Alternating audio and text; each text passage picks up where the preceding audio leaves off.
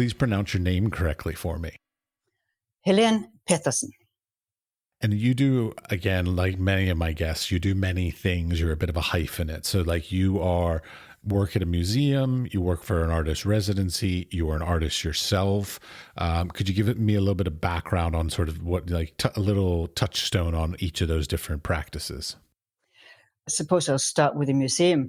Years ago, I spent a year in school here on this tiny island and was walking past this place almost every day.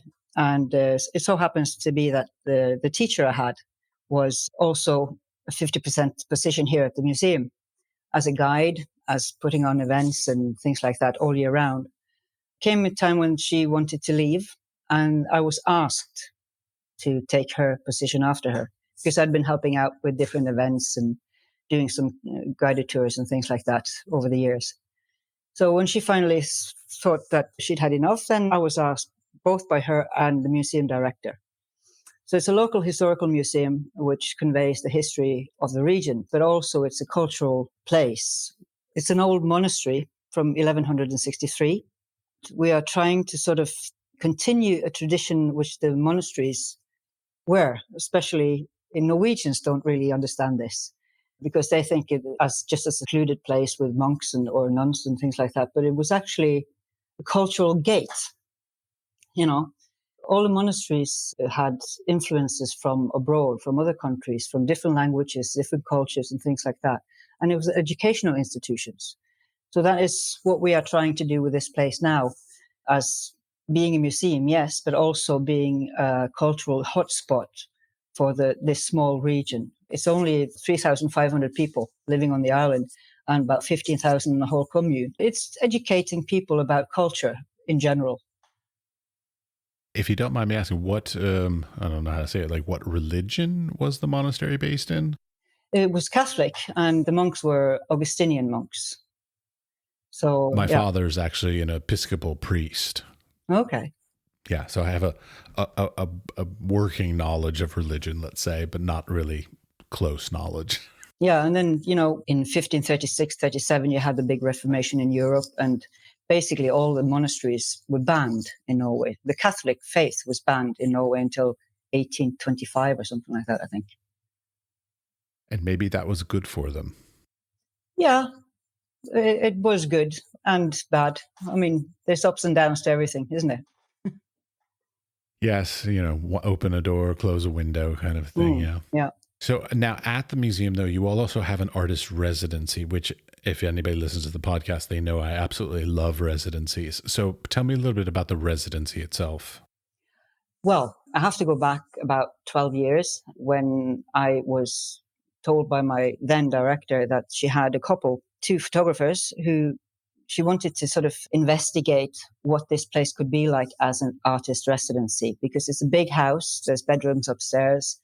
They were photographers, and I thought, yeah, okay. So they were going to stay here for a week and sort of suss out how does it work and what can people do. And that went really fine and was really interesting and interesting people. I didn't know much about photography at the time. I had been a photographer myself for some years, but not professionally or anything like that. And it was decided that we're going to put up a residency, or we're going to do a trial anyway. So they were put with the task of going to Hull, where they were going anyway. They knew a few people, so they basically got a small space beside the others to sort of try out, and this was free for people. If they were interested in this kind of residency, they could go and talk to them for free. There's no extra charge or anything like that, but they were just given a small corner. And this basically took off something chronic. And the first year we had between 60 and 80 applicants for 6 spaces. So then we really had to sit down and sort of figure out, how do we do this? As I said, it's a big house, and the house is where they stay, and they stay on the grounds, and there's not a lot of communication or transport on the island. So we bought some bikes, basically. The first ones we had, I mean, people are in awe when they come, so that's really nice. I'm trying to fast forward here, so this is something that you're just going to cut out at some point. Anyway, we started with no need to fast forward on my account. No, we started with some tests. And this is the first story, by the way. with some test people because they really wanted the residency. There were two Americans, or I should say he is American and she is originally Italian, that my partner, Avin, knew quite well. And we decided to test it out in October, which was not going to be the time of year where we would have the residency here in Norway anyway. It's the West Coast, so it's quite mild climate and all that. So it's not really harsh winters here on the West Coast. But this particular year, they came over in mid-October, and it was minus 16. Bare frost. There was no snow. It was just frost. And minus 16 on the West Coast is equivalent to about minus 30 inland. So That's what I had very cold. It's very cold. And so what I had to do basically was I had to rummage all my cupboards and find all the warm gear and hats and gloves and things like that. And do not go outside without them because they come straight from Arizona from plus 30 degrees. So it was quite hilarious. And for them, it was magical because there was icicles and, all over the place. So they were the first test rabbits for the residency, and they stayed for about 3 weeks. Got to be really productive and had a fantastic exhibition 2 years later. Normally we have an exhibition a year after, but this was, because with a long travel, we had to wait a little bit for them to be able to come over. So it was then decided that this is going to work quite well. We managed to get a spot in the Owl Festival the following year, and this was my big career move. First time going to Owl and being on the other side of the table as a reviewer for reviewing people who were applying to come to this residency. And again, we had about 60, 70 applicants. I don't know if you have been to Owl, or people who listening to this have been to Owl, but normally as an official reviewer, you have about 2 to 3 half days where you're reviewing. You see maybe 20, 30 people in the official reviews normally. During that first week, we had about 65 interviews or reviews. To put it this way, it was not necessary to go to see any exhibitions for me after that. That was image overload. But we have the residency itself is for 3 weeks. We have divided it into 2 slots, one in May, June time and one in August, September time. Because during the summer, I have summer guides and things like that. So it's difficult to have people staying in the house once you have all the big tourist crowds coming. So we have divided up into sort of 2 to 3 people in May, June, and 2 to 3 people in August, September. The criteria are not that strict or anything like that, and there's no money involved for the artists. They have to pay their own travel. They have to pay their own food. They get a food allowance, a small food allowance, because it's more expensive here in Norway than in other countries. But they are free to work on whatever project they want to do. We don't have any sort of specific wants or needs for what they are going to work on. And that makes it even harder for the artists, really. Because if we say, well, we want you to work within this kind of framework and things like that, then it's all sort of set. But this is for them. Basically, what we try to do is to create an artist in residency, the kind of residency that we would like ourselves. I'm on your side. I mean, my biggest belief is that what artists want is time, space, and money. Those are the 3 things. Very little money, but lots of good friends and lots of good talks and lots of good moments. And we've had and time. But we've set it to 3 weeks, and people think that's sort of a little bit too little, because in other residencies that I've heard of, there's months, maybe a month, 2 months, 3 months. But this is 3 weeks. That means that you're going to have to get your act together and use that time as best you can. The only thing we expect back is that the following year, we put up an exhibition where those 3 artists have been staying together here in the house with what they've been working on during those 3 weeks. That's the criteria. But we are looking for good people, good ideas. Good ideas, good quality, and good people is what you have listed on your website. And that's the criteria. And we do take applications online or via email, but we have now decided that if we're going to do that, continue that, then there will be a Skype or Zoom conversation, because it has been absolutely vital to meet these people face to face. And we are two people. One is a professional artist and knows what he's talking about. I'm starting to get the hang of it. But for me, is that this is also my office. So the artist will be staying in my office.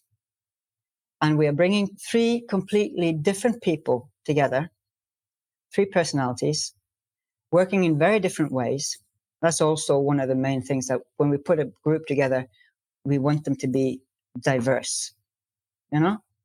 Well, I was going to ask you more about that. Is sort of like, when you see these portfolios and meet these people, like, what are the criteria by which you choose to say, okay, these three people I think will either contradict or complement each other in some interesting or unique way?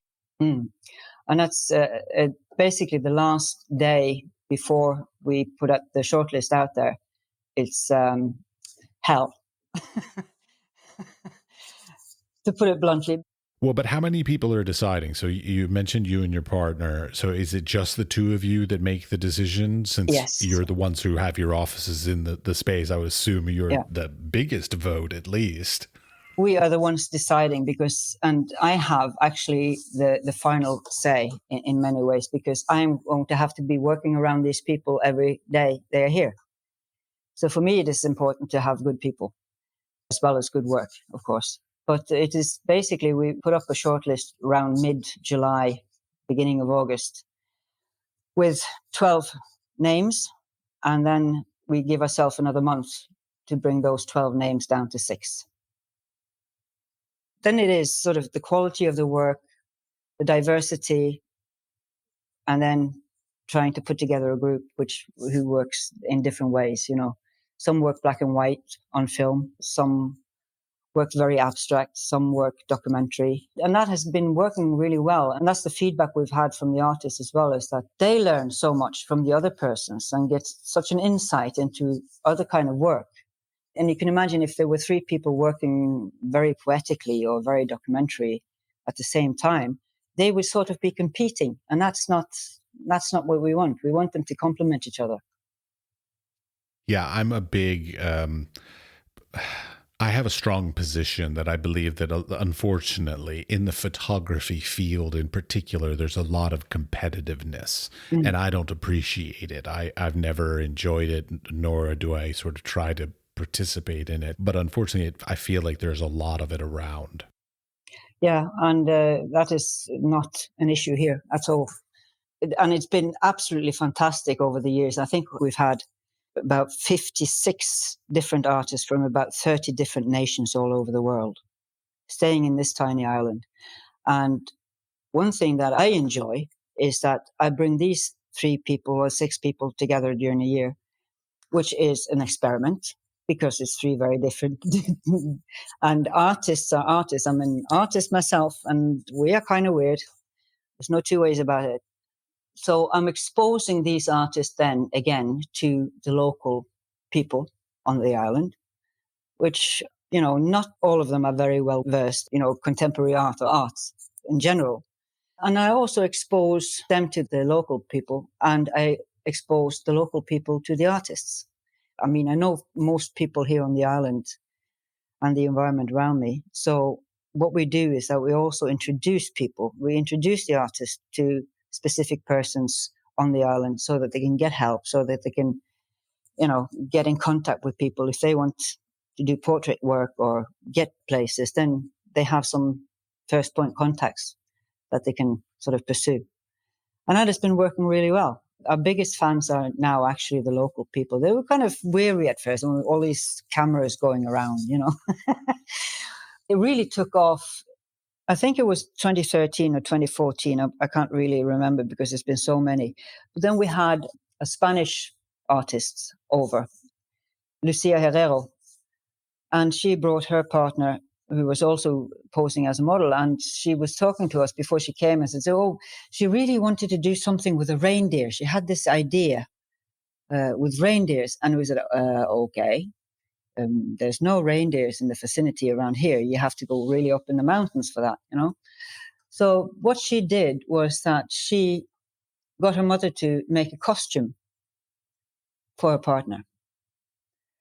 And he was then trying to find his own creatures, find the reindeer family that he lost. So he has been to the shop, he has been to the pubs, he has been to the doctor's office, he has been riding around in the local car. He was also hunted by hunters, real hunters from Halsnøy. And all this was portrayed then in tiny slides. I think it was about 60 images on that exhibition. And it was hilarious. And then all of a sudden, the locals themselves were involved in a project. It was not something that they just came to view afterwards, but they had been part of the project from the start and was also the final result. And that series is now going around the world. And it's really, really funny.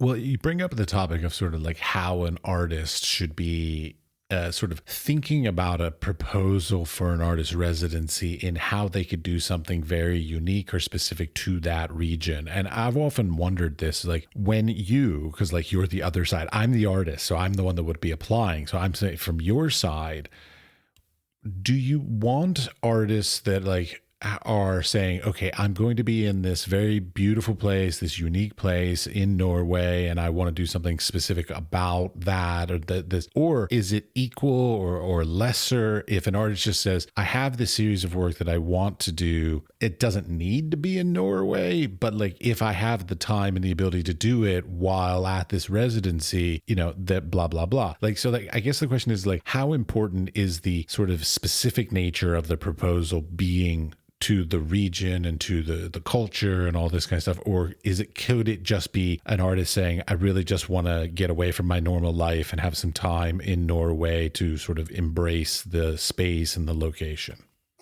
To put it very shortly, yes to both. Damn, I was hoping for like a clear answer one way or another. No, I mean, we have artists that come up to us and have very clear ideas of what they want to do. And then we have people who really just, as you said, just want the space and the time to work. And some people also have a project that they are working on and that they need to finish, And then we know that those people who have very specific ideas of what they want to do, we also sort of warn them, really like your idea, but we know that once you step onto the island and the place, that might change completely. Because that happens, And we've had all sorts of different reactions from artists when they arrive. One came straight from Japan. It was about 6 months after the tsunami. And came and sat down and just started crying.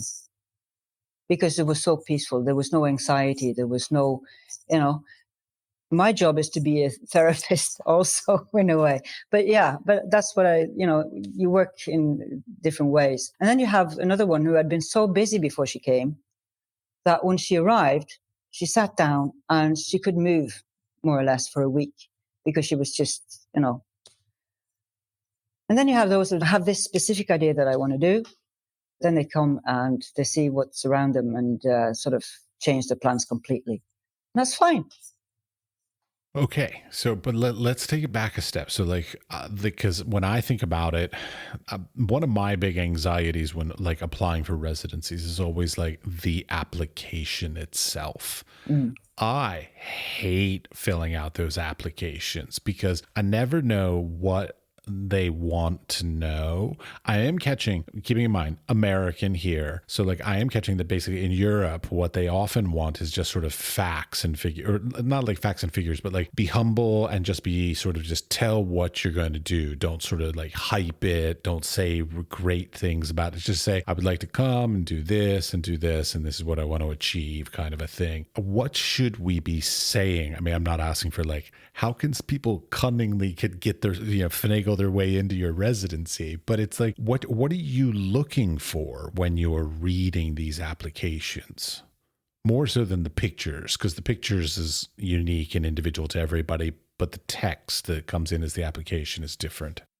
Oh, that's where we are different, you see, because we don't have a form to fill out.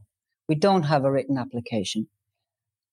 We meet you face to face, and that tells me everything I need to know.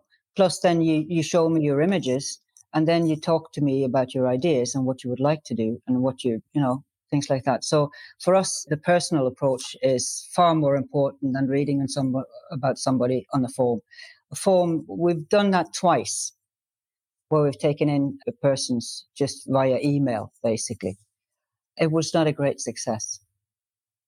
And that's what I often wonder about is like here on the podcast, I'm very much like a very personable and like a nice guy. I think I am, at least. I don't know. But like when it comes to like writing about my work, I get like super formal and like all kinds of shy and weird. And like it ends up being really weird and not me. So like I find the fact that, artists these days that are expected to be able to write eloquently about their work, a very unfortunate turn of events. I don't know when it started or why it happened, but I wish it hadn't. I find that really difficult myself. I mean, writing about myself or my own work and what I'd like to do. And my partner has the same. And I think that's one of the hardest things for an artist is to write and talk about yourself or your own work, because the work in most respects anyway are very personal. Sometimes it's better to have someone else write for you, I think anyway, because they can see you from a different angle and where you're coming from. I'm all in on that. Yeah. Yeah. I love curators to write my text for me, like, because they see something that connects to the art world or the industry or the people they're pitching it to or whatever better than I ever would. Because I mean, it's all subjective, but like we're all so close to our stuff. It's very hard to take a step back and be like, oh, it actually connects to other issues because of this and this, because we're producing the thing, not thinking about how it connects with other things. Yeah, and then you sit and look at what you've written and sort of, can I say that? No, I mean, it feels wrong somehow. Disingenuous in many ways. So I feel, I mean, I'm not going to say it's right or wrong or anything like that, but filling out in forms for an artist in residency and things like that, I don't think it's a good idea because you don't get the feel for who the person is. And I love you for it. Thank you. But, and also it distances the artist from the artist's own work as well, I think. So I would sort of say to other artist residencies out there, well, in this day and age where we've had the coronavirus and everything like that, everybody meets online, have a meeting online. You have every opportunity to do it. Not only that, but like the thing about that is like, okay, great. If an application for an artist residency said, okay, it'll be a 15-minute interview, I would love an application form to be basically a 15-minute interview, because when it comes to an application, I will work for hours, if not days, crafting that thing and then just like get an email back within a week. No, thank you. It's like you put all this time and energy into writing this stuff and filling out these forms and doing all these applications, and then you get no. And it's just like, why? I wish they would, I like the idea of like a little short interview, even just because like it's easier, faster, more personal, all these kinds of great things. And also it doesn't waste our time as creative people. Exactly. And you're sort of stifling that creative nerve as well by having to do all this formal things, all the formal forms and things like that. Write a simple email, tell me who you are, send in some pictures as well, and we can have a meeting online, an interview, as you said, because that's a lot easier. And then you get to know each other and you find out, well, and then it doesn't take me very long to find out if I like the person or not, so it's Fair enough. So is this my interview then? Is that what we're doing right now? well, if you want it to be. I would love to. Are you kidding me? That sounds amazing. Yeah, I'm all for it. I am a photographer, so, I do fit. You do fit the bill. I haven't seen your pictures yet, but I will happily send you my portfolio after this is all done. No problems at all. But I want to go back a little to talk about, like, first of all, how is this funded? Now, I know Norway is incredibly supportive of the arts, so I would imagine this is somehow government supported. I find it very curious that you say that Norway is funding the arts heavily. That's not correct. Oh, in comparison to a lot of the world, Norway is amazing. Yeah, okay. I don't know much about the rest of the world, but basically it has been funded up till now from a local power company. Oh, interesting. Yeah, and we applied basically for sponsor money some years ago for the project and for another exhibition. Presented the project for them, and they said, "Yeah, we'll go in and we'll support you." And it's not a large sum. And basically, the museum sponsors my hours with it, and it's not a large sum. It's about 30,000 kroner a year. I have no idea what that translates That to. is about 3,000 euros A year? a year. And you live on that? No, Oh, that okay. I was is gonna that. say. No. No, Shit. that is just for the artist residency for our expenses, frames, and also the food allowance, and basically our trip to Arles. That's it. The rest is done. My partner, he works voluntarily. He doesn't get any kind of money for the work he does. He does that as a volunteer. You all need to look into some of those Norwegian grants. There's some good money up there. Yeah, so that's one of the things that we're going to have to do now, because the power company, they have changed direction in a kind of the sponsorships money and things like that. So it's now going more to young people, youngsters and things like that. So we've just been told, unfortunately, that they will not support us. They want to, but because of the higher lords have told them that the sponsor money is going to go to different kinds of groups. But they have been with us for 10 years. And have been a fantastic partner, sponsor for us all over the years. And they have bought some of the works that has been presented from the artists. We've had lectures with the artists for the company. So we had created a few events along the way. We've really appreciated each other, actually. So it's been really good. Is this change of direction sort of like COVID related, or was this sort of the coming for a long time kind of thing? I don't think it has anything to do with COVID. It's just they've been supporting, like, sports and things like that, and also artists and things like that for a number of years now. But now they are sort of angling it more towards younger people. And yeah, I'm not quite sure yet, but that's what we've been told. And, fair enough. We can't do anything about that. But we are planning a big event at the end of the year with the sponsors, basically appreciating each other and what we've actually achieved over these years. And there's been some battles also over the years with, is this really what the museum should be involved in? Is this a thing? Why should the museum be involved in photography or artists in residency and things like that? So there's been a lot of discussions, which we pulled through and managed to overcome, and always had the sponsors on our side all the way, and the local people. And we also have a volunteer group for the Halsnø Kloster, who is also really very supportive of the project. Well, that's an interesting question. I mean, why is the museum sponsoring a residency? And I mean, it sounds like the choice of photography is because both of you are photographers. Well, yes, it was not due to me being a photographer, but it was due to that we had two photographers here trying it out.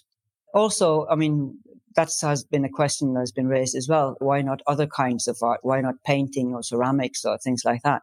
So that's all fair and good. I mean, I would love to have that as well. But then you would have to put some money into it. The museum would have to put some money into it to make the space viable for that kind of work. As it is now, and purchase equipment and all exactly. kinds of different stuff. And yeah. I mean, you can't have people sort of standing in these rooms just painting away, There's no workshop for that. Therefore, the photography as a medium is just spot on for us. And I think actually we were the very first artist in residency for photography-based arts in Norway. I believe that. I mean, you could potentially invite, I don't know, curators, writers, musicians. Like there are other art forms that could be incorporated into it. Yeah, there are. That don't need equipment and space and all that, and won't make a mess and all that kind of stuff. Exactly. But then again, it needs to have, if you're going to sort of administrate it, it's kind of nice to know what you're doing, and not necessarily go into something that you don't know much about. I totally understand. Stay within your expertise, basically. Yeah, that's why I don't have musicians on the podcast also. Yeah. And I mean, I've had a few years back, long before we started this residency thing, I had 2.5-day festival every year, which was called the Klosterdagene, with the Kloster Days. And that was comprising of contemporary classical music. And we had newly written pieces that was being performed for the very first time here. And I was then collaborating with a violinist, now conductor, for years. And he was the artistic director for that. So that was a music literature festival. So I've been into that as well. I was gonna say, wait, so you got a little skill on that. You could pull some of that in. I guess unfortunately though, it still comes back to like the need to find funding for regardless of what medium people show up. I'm sorry, I didn't realize I came in on a time where it's sort of like transitional with these questions. We will try to see if we can continue. We are not just sure how yet, but maybe we will have to take it down to one period during a year instead of two. But we are quite confident that we might be able to continue in some form anyway. I have complete faith that there is either a company or a government or something that can support this kind of project in Norway. I mean, if there's any place in the world, Scandinavia region is the place to find, I think, arts funding in general. What I do know is that if we have to sort of close it down, then there's going to be uproar in the local community. So we might get some funding that way because they've really enjoyed it. You know? Yeah, sometimes creating a little drama makes it so people go like, no, I don't want this thing to go away. And suddenly you find funding from those people. Yeah, and that's been sort of when we had the discussion is why should the museum sort of run this residency and things like that. Then when we could then show how much impact it had on the local inhabitants or the region, where all of a sudden we have so many more people coming in and people who've never even been to the monastery. They live on the island, but they've never been indoors. And why? Because all of a sudden there's my great uncle. He's being portrayed in a video singing a lullaby. And that person, he himself singing on the video, had never been to Halsnekloster inside the house. So all of a sudden there was this such, oh God, yeah, well, this is actually nice. You know, it's been a slow road, but it's slowly sort of educating that art is fun. History is fun. Well, at least it can be. Yeah, I was going to say can be. There is lots of not fun art in the world. There is, but we avoid them, don't we? We try our best. Yeah. I mean, it's hard though. But I mean, going back to like the point of like how you choose the people. So you talked about how like you do interviews and you meet the people, but there's still that balance of like a good project or quality of work kind of thing. So like to a certain extent, like I know it's subjective, but like what's the quote unquote thing that defines good quality to you? Oh, good God. That's a terrible question. Well, it's an excellent question. It's a hard question to answer, though. It is very hard to answer. I really don't know how to answer that. Would good quality, could it be like people who never went to any arts education but are practicing artists, or is it people just out of school, or is it like mid-career artists? So like, is there sort of a time period in the arts industry that seems to sort of constitute something that you think that will be a person that could get some benefit out of having this residency? No, really, because over the years we've had young people, we've had a couple of ladies who've been pensioners, more or less, well into their 60s, and then I would say most of the people who've been here is in the mid-30s or something like that, you know. And as I said, working in very different ways, and it's quite easy when you sit with a portfolio. It's quite easy to see if it's good work or not. It's coherent. It speaks to you in a way. And it's not necessarily that the angles are right or whatever, but it has to be something that it speaks to your heart in a way, not just your mind. Beside that, I don't know good quality, you see good quality when you see it. Whether them being 17 or 70, it's really beside the point. But we've had all sorts. But that's good to know because like I've been seeing a lot of residencies that have like age limitations. Like at one point I started looking at residencies. I had just turned 40 and I was like, oh, residency, that sounds like a great idea. I should go do that. And that year, all of a sudden there were like dozens and dozens of magnificent residencies all saying that you must be 39 or younger. Yeah, right. Thank you. And I'm just like, I just turned 40, ya fuckers. Yeah. Couldn't you lie? No, they would ask for my passport. So no. In that respect, we've been very fortunate because we are very free from having those kind of limitations, the way we set the residency up, because we want it to be for everybody, as long as they're good people, good ideas and good work, you know? One of the things about residencies is some residencies sort of have expectations. Like you talked about the fact that you expect anybody who comes and does a residency to turn around a year later and do an exhibition. But it doesn't necessarily even have to be directly what they did there, does it? Or could it just be an exhibition?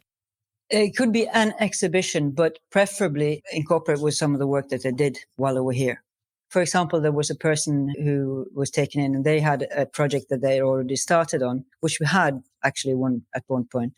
But if they finished the project here, then of course we would like to see that or part of that project as part of an exhibition here. It doesn't mean that the artists have to turn up themselves. It doesn't have to be pictures on the wall. It could be video. It could be installation work. It could be, different kinds of ways of showing what you've been doing. Sure. So now within your process, I am certain over the amount of years that you've been doing this, that you've had some, I'll put it politely and say, not the best experiences. We've had very few, but there's been a couple. And what I wonder about, you don't have to tell me specifics and obviously don't tell me names, sort of like what makes for like a bad experience. As much as we're all hoping for like the best experience of our lives at a residency, it's also like, well, is it a personality trait oftentimes that like causes problems, or is it interactions, or is like what are some things that like basically we as practicing artists should try to avoid being problematic if we go to residencies? Well, the experiences that we've had has been basically with personality issues. That the person is a bit different than we sort of sussed out beforehand, and that personality clashes with the other personalities on the house. And that is, of course, can be very difficult because they are living in the same house and they have to work around each other. And the way we do it as well is that they get the food allowance money and they go shopping and they cook and all that together, if they want to. But if you then have a person who is very high on themselves, and that is very often the case, in my experience anyway, that if it's a person who's very high on himself, that's when you get clashes. And I'm not an easy person to clash with. Point taken. No, I'm just thinking back to an experience that I had in college. I lived in it's called a co-op, but I guess it's like a group home where we shared meals and all that kind of stuff, but we had our individual apartments and all this. I'm not a vegan or a vegetarian, but there were some very outspoken vegan and vegetarians in the household, and we did not get along at all. And that was difficult. Yeah. So then again, you understand why it's so important to meet people face to face, because these two particular people that we hadn't met face to face. So that was that year that you just did the written applications. Yeah. Well, in the very first year and then recently. Yeah. Reading the email and the written word was fine, looking very good on paper. But once you meet the person and you see them interact with the others and you see the others struggling, that's me being stuck between a rock and a hard place, because you have to be there for both. And you're in your office trying to get work done. Yeah. So, there's been, I'm not going to name any names or time any times, but considering that we've had 50 odd people and we're talking about all in all 3, artists. That there's been It's a sort of, pretty good percentage. yeah, and it has resolved itself. Whilst you're in it, it's kind of hard. I know. I remember Mm. very clearly, very vividly to this day. Mm.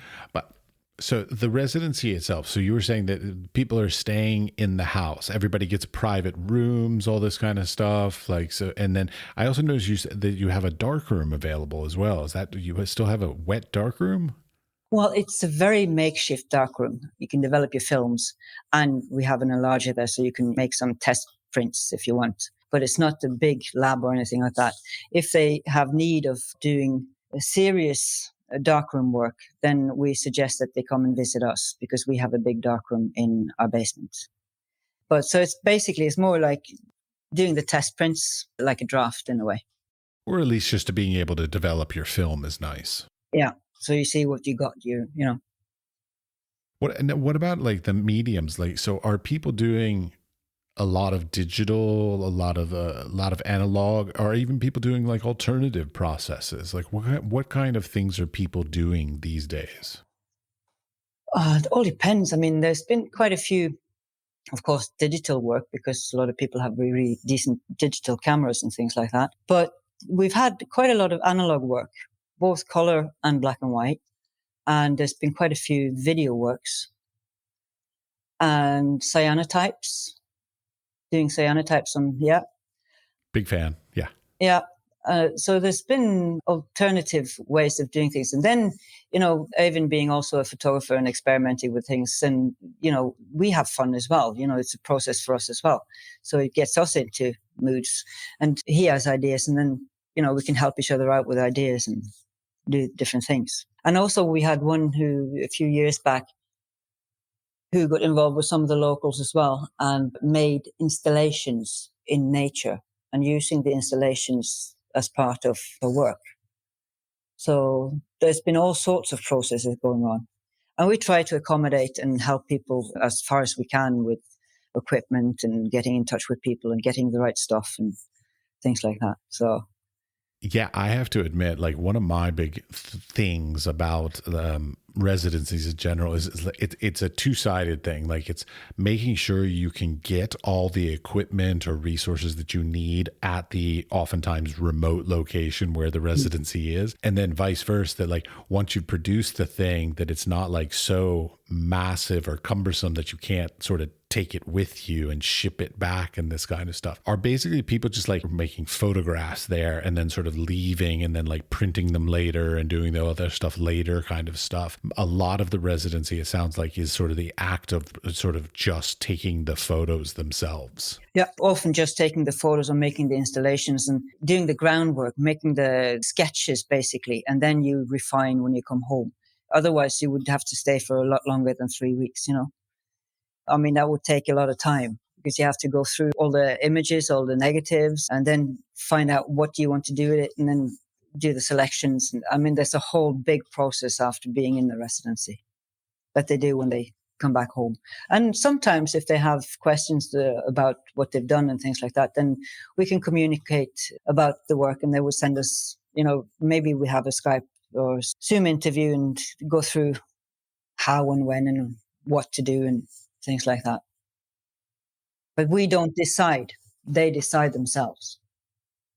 I should hope so, yeah. But you're also a practicing photographer yourself. You also exhibit in a gallery in London, if I have saw correctly. Is that correct? That is correct. I often wonder, like, how is that sort of like you're playing sort of like both sides of the field here? Like you're the coordinator and practicing artist.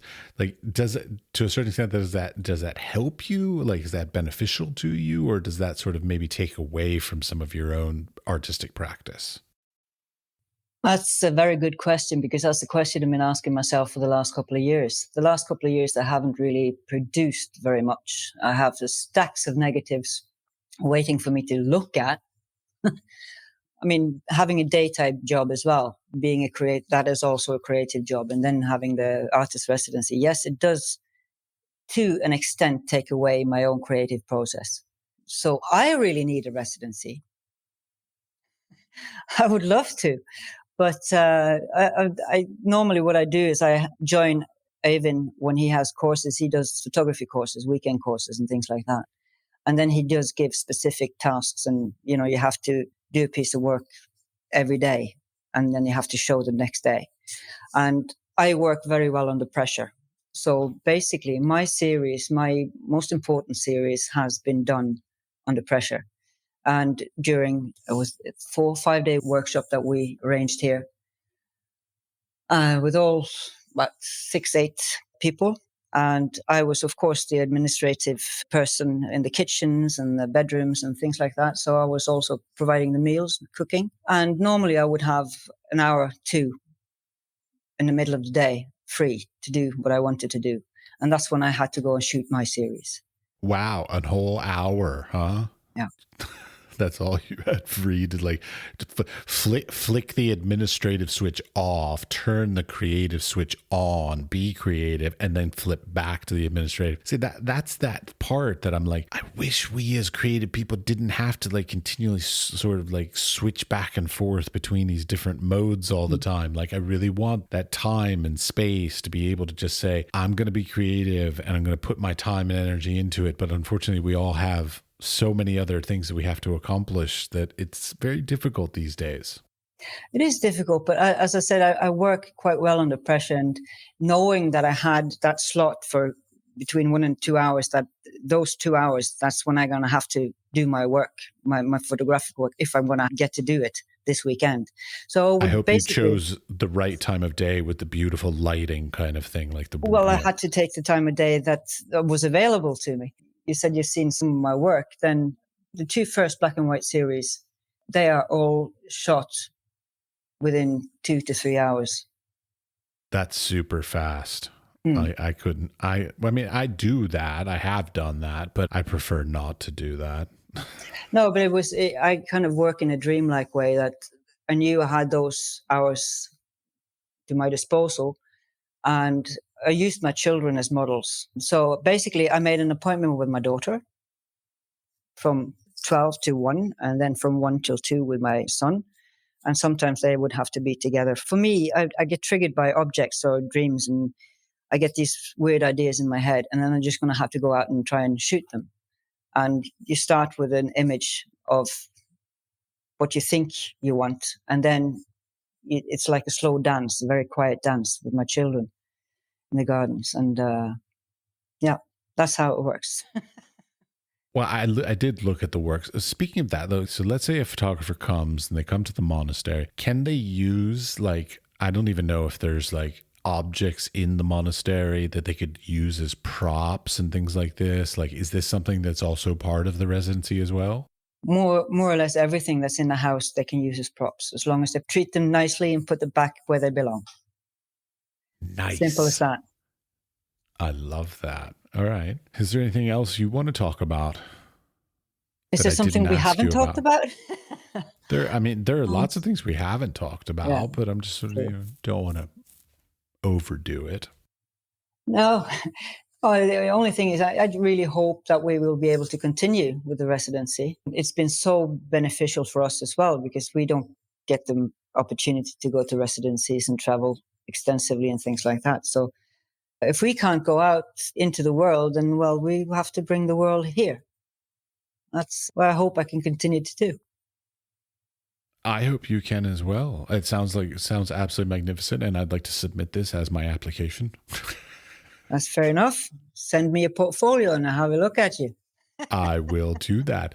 But so taking together the portfolio reviews that you do, then these meetings, these either virtual or in real life meetings that you do with these people, I guess the question is going to sound horrible, but what are the things? So either artistically or personally that made you go nope, don't want that person.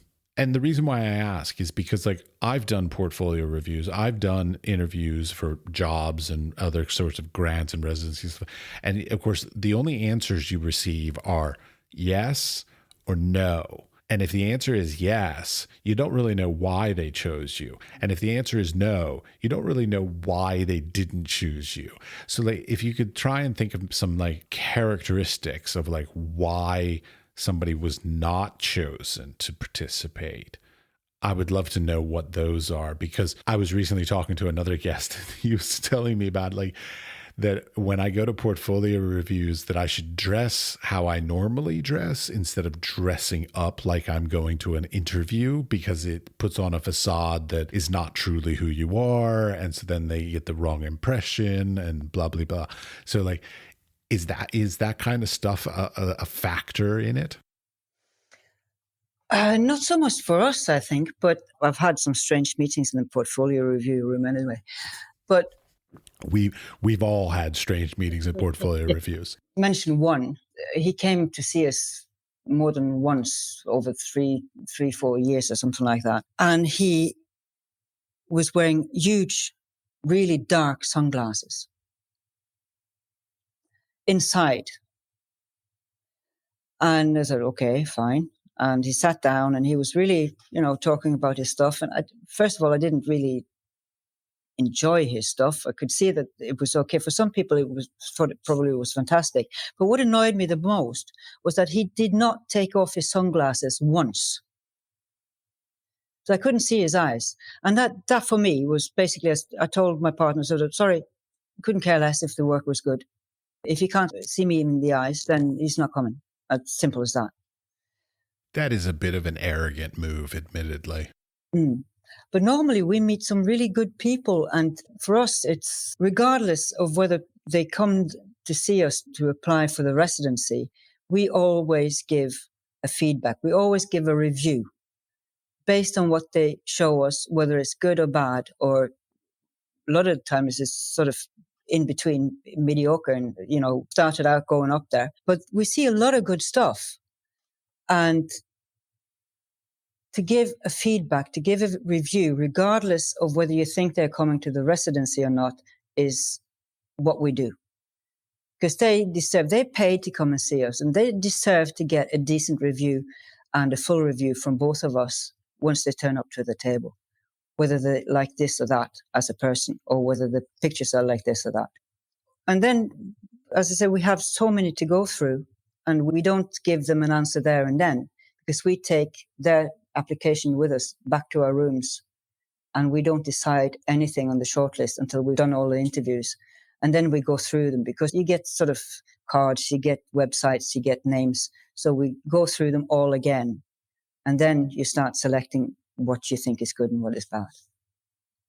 Well, okay, speaking of that, because you mentioned that somebody came back multiple times, I've heard stories with other residency programs, so not yours, but other residency programs, that if you apply the first time, you will never receive it. If you apply the second time, another year, you might receive it. I even know of one in Scandinavia that they don't tell anybody this, but basically it's sort of one of their little guidelines, that you have to apply at least 3 years before they will even actually look at your proposal, because they want to see the tenacity, they want to see the desire, they want to see, and they also expect that the projects will evolve and basically get better year over year. And so by the third year, they think it will actually be a good project, and the people showed the tenacity to really want to be there. Is that something that you all take into consideration? I mean, even if, like, let's say an artist isn't spectacular, but they've showed the dedication to apply again and again, is that even something that you consider? Yes, because we have done that, and we don't do it deliberately, but we've had 3 or 4 that has come back to us year and year again. And we get to know them, because if we don't have enough slots in the official reviews, we also say that, okay, everybody knows where to find us. So sort of, where to find us, come to a table. If we have time, sit down, We are open to everybody. And we've had a couple, and especially one that was actually here in September. And she came back year after year, and very personal projects she started out with. But we said, well, you're not really there yet. You have to she had really personal issues as well, so that she was very open about. I mean, she didn't apply to us the first time. She just wanted to talk and for us to see her work. So we sort of advised her, and she came back the following year and applied, and she applied again. And then she started really working seriously. You could see she was starting working seriously. And the work changed. And I said, well, right, this time it's your turn. But that was not deliberate. It's just, I mean, we've had another one, a girl from China. I think she's been come to see us 5 times, but she can hardly a word of English. I have to say that is a criteria that is not up there, but you need to be able to speak English if you are to come to Norway, because I speak a little bit of French. She's a lovely person. She's been to see us 5 times, but she comes just because we take her seriously and give her actually a serious review instead of saying, looking at the image and going, yeah, well, I don't like that. This one's okay, and this one. Sort of give them the respect they deserve for coming to your table and give them a decent review, whether it's good or bad, but give them some decent advice on the way. Because there are a lot of reviewers out there. Sorry, they're going to be head chopped off, but there are a lot of reviewers out there that are a bit too arrogant in the way of meeting people. You don't say. Yeah, I do. And I mean it too. Oh, I know. I do portfolio reviews online anonymously through Lens Culture, and Okay. I've done like 3,500 reviews at this point online. And then, of course, I'm also a professor. There seems to be like these things that happen and like waves of sort of, things that are in and out of fashion and all that. But like one of the things that I cannot sort of stand, a lot of people don't know how to give feedback. Because like I see the other people that do the online reviews, and I've overheard people at portfolio reviews, and like sometimes people just don't know how to give what I hope is always constructive feedback. Because like even if you don't like the work, you can still find some element in it to be like, hey, but maybe find this thing and push this way. Like this is these days with like social media and the internet and all this kind of stuff, where people are either horrible trolls where they say nothing but negative things, or the only thing you get is just like a little heart under your Instagram picture. That's none of that is actually constructive feedback. No. And that's like an art form in and of itself that not everybody has the skill set to do well. Yeah, and I think that there's room for a lot of improvement for a lot of people. One thing is that these people who come to see you across the table. And one thing is an online review where you sent in pictures and you get a written review back. That's one thing because you don't meet the person. But there's quite a few people who are really nervous about sitting down across the table with you because it's direct. You get that feedback direct. So to the reviewers out there, be a little humble. They are actually showing you their work. They're actually showing you something that is very important for them. Be humble about that. It's hard. Yeah. I'm not going to sit here and like badmouth anybody or anything like that, but yeah. No, but I think that was the piece of advice for today. Which is usually my last question. So there we go. Advice is try to be humble. But this is a general thing that I find sort of consistently throughout the arts industry as a whole, is like arrogance and all this kind of stuff just doesn't play well. Period. Like in any way, shape, or form, no matter where you are, what level you are, everybody wants to be part of the community. We don't want to be ostracized or pushed out or embarrassed out of or whatever. It's why we all came into the arts industry. We love the community, and like that network and whatever word you want to put to it is at the core of it all, as far as I'm concerned. If you have time, then I'm going to just tell you a small story. I love a story. It's quite cheeky in a way. We'll find Even out why. better. Is it dirty? And no, it's not really dirty. I could make it dirty, but I don't think I will. Well, one of the first years when we went to Aal, I mean, there's lots of, you've probably been to Aal several times. And there's this plaza in the middle of the town where you have lots of restaurants and bistros and things like that. And so you go from one to the other, and it's very, very busy. It's the busiest week the whole year in Aal, that festival week. So we went in and sat down, thought, time for lunch. You could see the waiters were really stressed out, and they were not looking at people, they were just looking across the tables and seeing if, everybody got served. And finally, this person comes over to my place and asked what I want, and said, well, I'd like a black coffee, please, and also a smile. And I thought, right, this can go one or two ways. He looked at me and he said, well, excuse me? I said, yeah, a coffee and a smile. And I smile at him. And then he smiled. And since then, we have been served at that same bistro with a smile, being family and being greeted with a hug, and always being patient, not rushing the service or the personnel, because they are working their arses off that week. So also, when you're out there, smile. It has worked fantastically. And we then see each other in a different way. You know? It's very easy. Life can be very easy if you want it to be. Indeed. And that is a great way to end this. So, thank you very much. Thank you. It's been really nice talking to you.